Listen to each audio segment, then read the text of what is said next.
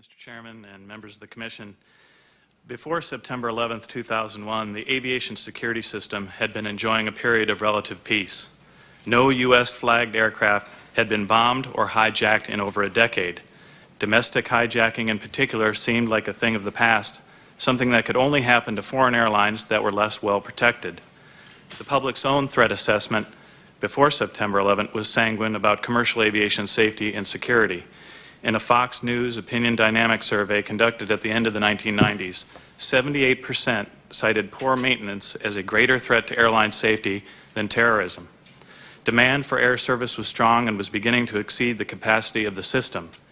Heeding constituents' calls for improved air service and increased capacity, Congress focused its legislative and oversight attention on measures to address these problems, including a passenger Bill of Rights, to assure a more efficient and convenient passenger experience.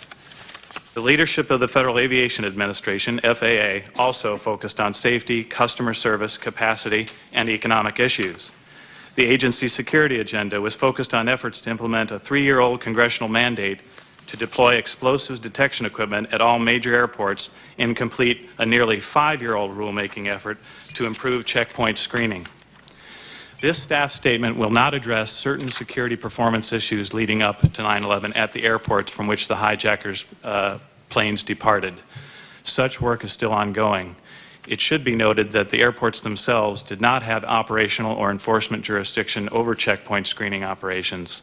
Passenger pre-screening and checkpoint screening, based on regulations from the FAA, were the responsibility of the air carriers. Nevertheless, airport authorities do play a key role in the overall civil aviation security system. Before September 11th, federal law required the FAA to set and enforce aviation security policies and regulations that would, quote, protect passengers and property on an aircraft operating in air transportation or intrastate air transportation against an act of criminal violence or aircraft piracy. This layered system, one that recognized that no single security measure was flawless or impenetrable, was designed to provide a greater number of opportunities to foil those intending to do such violence. The civil aviation security system in place on September 11th was composed of 7 layers of defense, including intelligence, passenger pre-screening, airport access control, passenger checkpoint screening, passenger checked baggage screening, cargo screening, and onboard security. The civil aviation security system in place on September 11th no longer exists. We will document serious shortcomings in that system's design and implementation that made the 9/11 hijackings possible.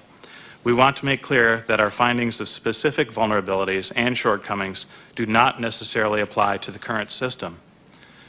2 of the layers of defense, checked baggage screening and cargo screening, are not relevant to the 9/11 plot. They are not addressed in this statement. A 3rd layer, airport access control, is still under investigation and also will not be addressed in detail here. Compelling evidence, including videotape of hijackers entering through checkpoint screening stations, suggests that the hijackers gained access to the aircraft on September 11th through passenger checkpoints. What we do know is that the hijackers successfully evaded or defeated the remaining 4 layers of the security system.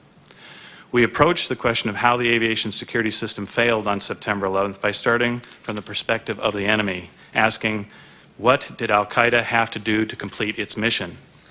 Sometime during the late 1990s, the Al-Qaeda leadership made the decision to hijack large commercial multi-engine aircraft and use them as a devastating weapon, as opposed to hijacking a commercial aircraft for use as a bargaining tool. To carry out that decision would require unique skill sets. Among them, terrorists trained as pilots with specialized skill and confidence to successfully fly large multi-engine aircraft already airborne into selected targets. Tactics, techniques, and procedures to successfully conduct in-flight hijacking. And 3, operatives willing to die. To our knowledge, 9/11 was the first time in history that terrorists actually piloted a commercial jetliner in a terrorist operation. This was new. This could not happen overnight and would require long-term planning and sequenced operational training. The terrorists had to determine the tactics and techniques needed to succeed in hijacking an aircraft within the United States. The vulnerabilities of the U.S. domestic commercial aviation security system were well advertised through numerous unclassified reports from agencies such as the General Accounting Office and the Department of Transportation's Inspector General. The news media had publicized those findings. The al-Qaeda leadership recognized the need for more specific information, though. Its agents observed the system firsthand and conducted surveillance flights both internationally and within the United States. Over time, this information allowed them to revise and refine their operational plan. By the spring of 2001, the September 11 operation had combined intent with capabilities to present a real and present threat to the civil aviation system. As long as operational security was maintained, the plan had a high probability of success in conducting multiple near-simultaneous attacks on New York City and Washington, D.C. Let us now turn to a more specific look at the security system in place on September 11 related to anti-hijacking. We'll begin with intelligence. The first layer of defense in aviation security was intelligence.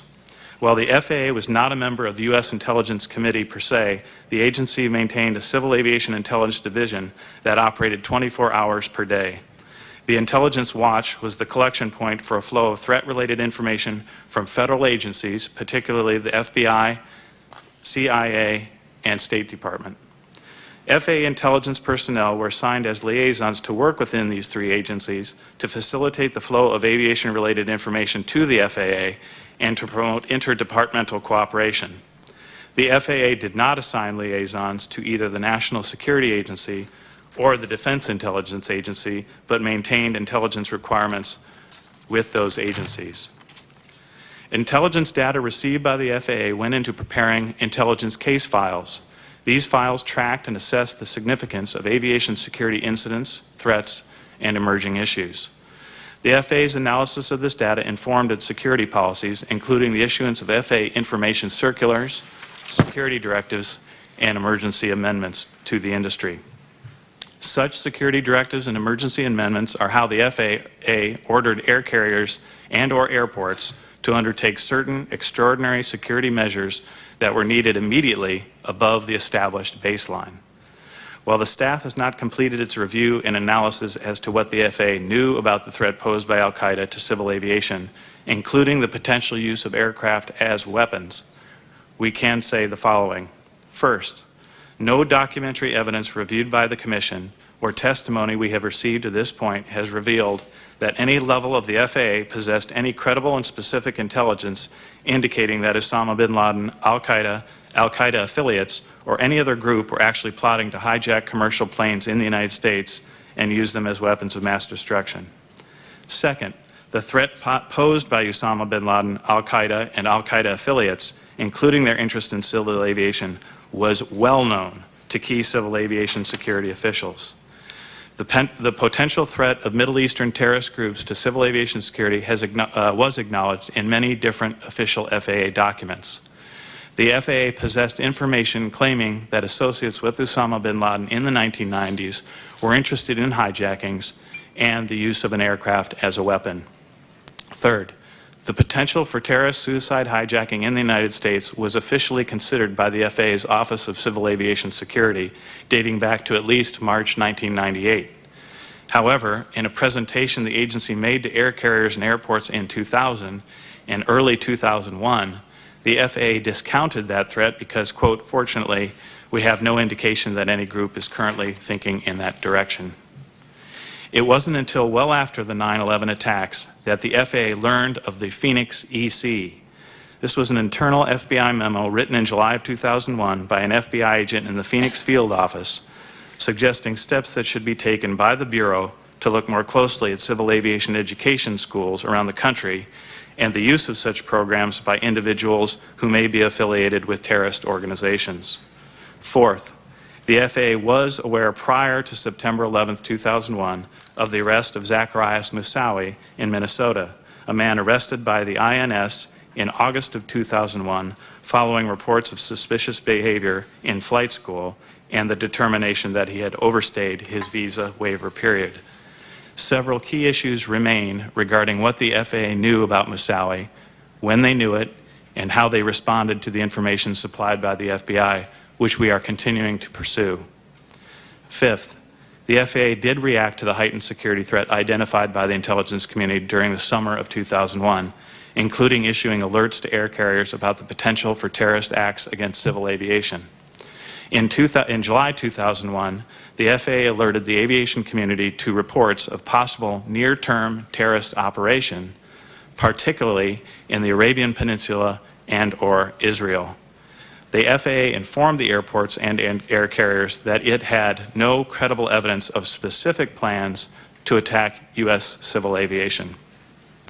The agency said that some of the currently active groups were known to plan and train for hijackings and had the capability to construct sophisticated, improvised explosive devices concealed inside luggage and consumer products. The FAA encouraged all U.S. carriers to exercise prudence and demonstrate a high degree of alertness. Although civil aviation security officials testified that the FAA felt blind when it came to assessing the domestic threat because of the lack of intelligence on what was going on in the American homeland as opposed to overseas, FAA security analysts did perceive an increasing terrorist threat to the U.S. civil aviation system at home. FAA documents, including agency accounts published in the Federal Register on July 17, 2001, expressed the FAA's understanding that terrorist groups were active in the United States and maintained an historic interest in targeting aviation, including hijacking. While the agency was engaged in an effort to pass important new regulations to improve checkpoint screener performance, implement anti-sabotage measures, and conduct ongoing assessments of the system, no major increases in anti-hijacking security measures were implemented in response to the heightened threat levels in the spring and summer of 2001, other than general warnings to the industry to be more vigilant and cautious. Sixth, the civil aviation security system in the United States during the summer of 2001 stood, as it had for quite some time, at an intermediate aviation security alert level, tantamount to a permanent code yellow. This level and its corresponding security measures was required when information indicates that a terrorist group or other hostile entity with a known capability of attacking civil aviation is likely to carry out attacks against U.S. targets, or civil disturbances with a direct impact on civil aviation have begun or are imminent. Without actionable intelligence information to uncover and interdict a terrorist plot in the planning stages, or prior to the perpetrator gaining access to the aircraft in the lead-up to September 11, 2001, it was up to the other layers of aviation security to counter the threat. We conclude this section with a final observation. The last major terrorist attack on a U.S.-flagged airliner had been with smuggled explosives in 1988 in the case of Pan Am 103. The famous Bojinka plot, broken up in Manila in 1995, had principally been a plot to smuggle explosives on airliners. The Commission on Aviation Safety and Security, created by President Clinton in 1996, named the Gore Commission for its chairman, the Vice President, had focused overwhelmingly on the danger of explosives on aircraft. Historically, explosives on aircraft had taken a heavy death toll. Hijackings had not. So despite continued foreign hijackings leading up to 9/11, the U.S. aviation security system worried most about explosives. After intelligence, the next level is pre-screening. If intelligence fails to interdict the terrorist threat, passenger pre-screening is the next layer of defense. Passenger pre-screening encompasses measures applied prior to the passenger's arrival at the security checkpoint. Pre-screening starts with the ticketing process and generally concluded with passenger check-in at the airport ticket counter. The hijackers purchased their tickets for the 9/11 flights in a short period of time at the end of August 2001 using credit cards, debit cards, or cash. The ticket record provided the FAA and the air carrier with passenger information for the pre-screening process.